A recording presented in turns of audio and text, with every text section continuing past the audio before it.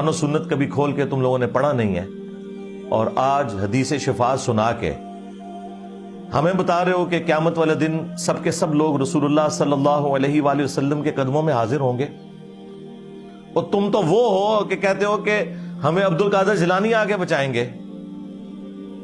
اسی بغدادی نے کہا تھا نا، چھڑ دو بھی عبد القادر پہ گیا جی سناوا اپنے بابے دیاں تو تمہیں پٹھا کر کر مارا۔ بابے اور فرماندے ہیں بھائی وہ مرید تھا میرا غوث پاک، تو میں نے اپنے رب سے کہا پروردگارہ نسبت میری ہے، انہوں چھڑ دے۔ تو اللہ پاک نے فرمایا یہ گل بڑی لمبی ہے، میں وچوں حذف کر رہا ہوں۔ اللہ پاک نے ارشاد فرمایا فرشتیوں ہٹ جاؤ پیچھے، عبد القادر وچ پہ گئے۔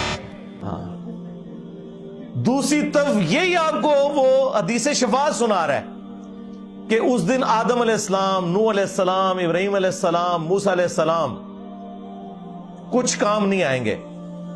بھئی جس دن انبیاء کا یہ حال ہے کہ وہ نفسی نفسی کہہ رہے ہیں، تو وہاں عبد القادر جیلانی کیسے بیچ میں پڑ سکتا ہے؟